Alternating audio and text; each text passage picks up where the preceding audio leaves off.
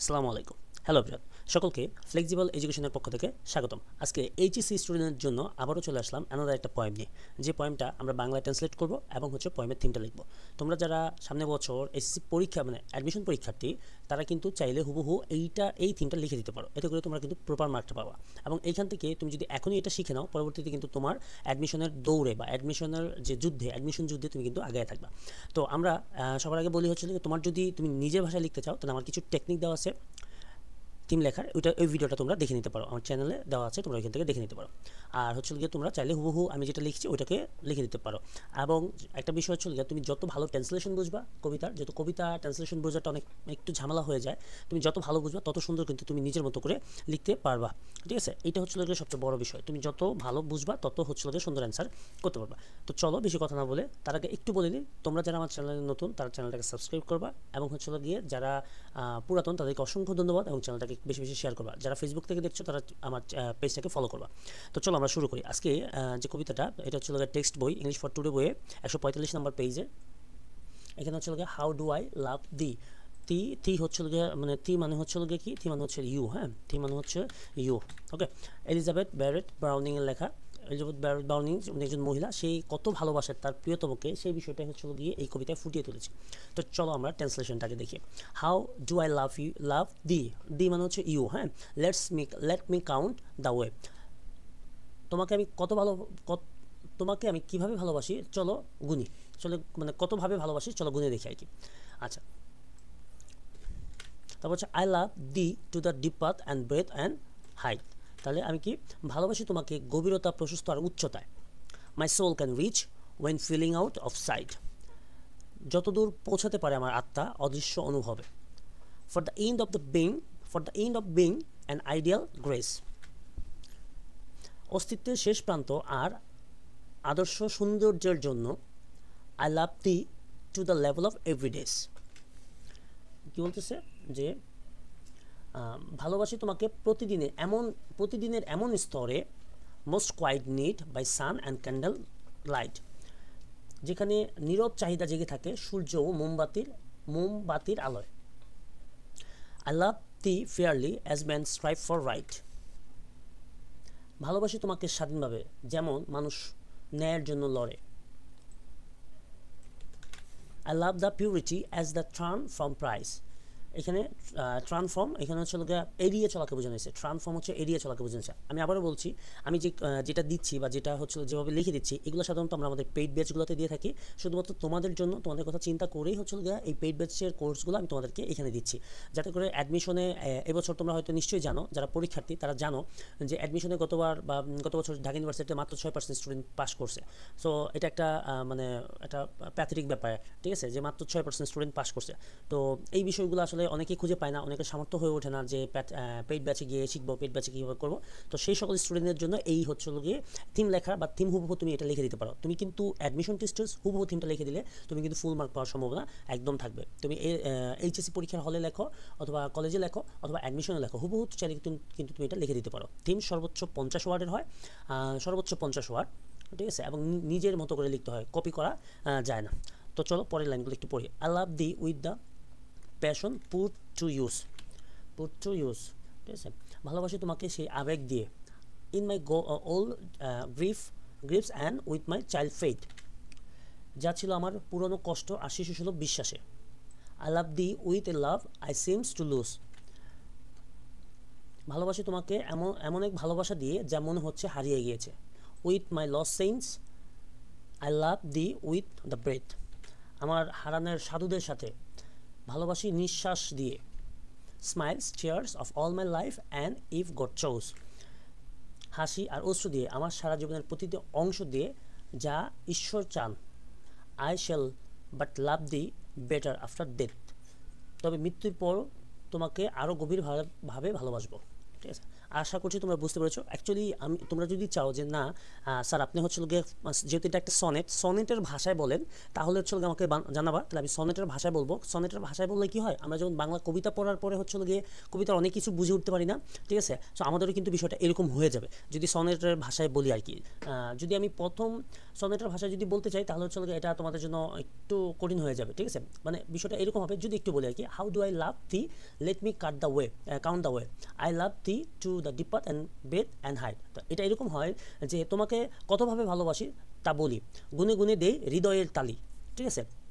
ভালোবাসি তোমার গভীরতায়, উচ্চতায়, প্রস্থে, যতদূর আত্মা যায় অদৃশ্য অনুভবের রথে। তো মানে এইভাবে যদি আমি বলি তোমাদেরকে, প্রথম 4 লাইন বললাম আর কি, ঠিক আছে। যদি মনে হয় যে না স্যার আপনি এইভাবেই বলেন, আমরা এইভাবেই শুনতে চাই, দেন ওকে ফাইন, আমাকে ইনফর্ম করো, আমি এইভাবেই তোমাদেরকে ইনশাল্লাহ বলে শোনাবো। কিন্তু ভাই না বুঝলে কিন্তু আমার দোষ নেই, ঠিক আছে। আচ্ছা ঠিক আছে, এখন বিষয়টা হচ্ছে গিয়ে যে আমরা থিমটা লিখবো, কারণ এটা তুমি যত ভালো বুঝবা থিমটা তত সুন্দর করে গুছাতে পারবা। এটা তুমি ভালো না বুঝলে থিমটা কিন্তু গুছানোটা তোমার জন্য টাফ হয়ে যাবে, তখন তুমি আসলে বুঝবা, মুখস্থ করবা। তো মুখস্থ যখন করবা আগে বুঝে তারপর আমারটাই মুখস্থ করো, ঠিক আছে। আমার প্রতি ব্যাচে অ্যাডমিশন ব্যাচের স্টুডেন্টরা কিন্তু হুবহু এই বিষয়গুলো লিখে দেয় আর কি। ওকে, তাহলে চলো আমরা আসলে থিমটা লিখি নিজের ভাষায়, এবং এটা কি 50 ওয়ার্ডের মধ্যে লিখবো আমরা। কত ওয়ার্ড? 50 ওয়ার্ড। আমরা এটাকে 50 ওয়ার্ডের মধ্যে লিখবো। This sonnet,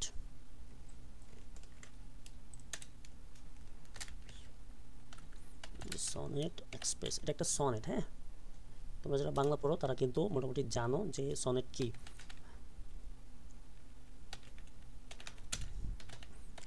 ডিপ স্পিরিচুয়াল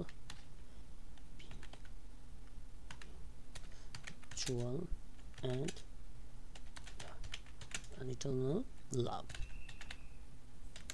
আচ্ছা, এটা কিন্তু ট্রান্সলেশন আমি ইনশাআল্লাহ করে দেবো, একটু সময় আমি এটা লিখে তারপর হচ্ছে এটা ট্রান্সলেশন করে দিচ্ছি। The poet describe love as all encompassing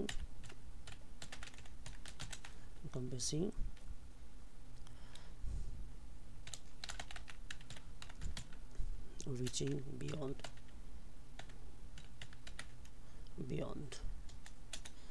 life. আচ্ছা, আমাকে একজন জিজ্ঞেস করছিল আমার অফলাইন ব্যাচে যে স্যার কমাও কি 50 ওয়ার্ডের মধ্যে পড়ছে। তো আমি কোশ্চেনটা শুনে একটু অবাক হলাম, তারপর বললাম যে কমা কি কোনো ওয়ার্ড? ঠিক আছে, কমা হচ্ছে পাংচুয়েশন মার্ক, ঠিক আছে। সো এটা কাউন্টেবল না আর কি। ইনটু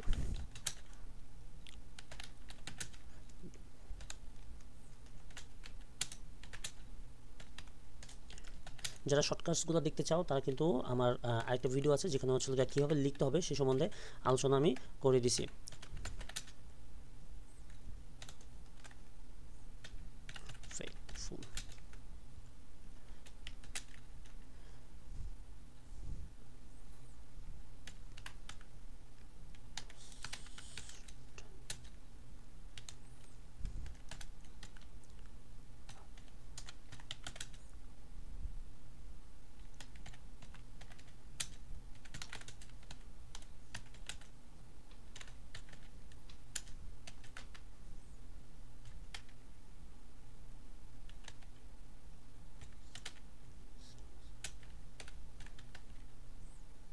time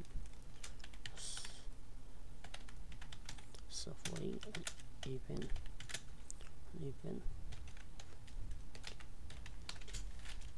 ওকে, চলো এটা ট্রান্সলেশন করে দিই যাতে তোমাদের আরও বুঝতে সুবিধা হয়। এগুলোকে একটু ঠিক করে নিই। ওকে, তাহলে আমরা যদি এইটাকে ট্রান্সলেট করি, এটা হচ্ছে 50 ওয়ার্ডস, নট মোর দেন 50 ওয়ার্ডস। ওকে, তাহলে বলছি কি this sonnet express deep spiritual eternal love. ঠিক আছে, এই সনেটটি গভীর আধ্যাত্মিক এবং চিরন্তন। ইটারনাল বলতে হচ্ছে চিরন্তনকে বোঝানো হয়েছে, চিরন্তন ভালোবাসা প্রকাশ ঘটিয়েছে বা প্রকাশ করা হয়েছে।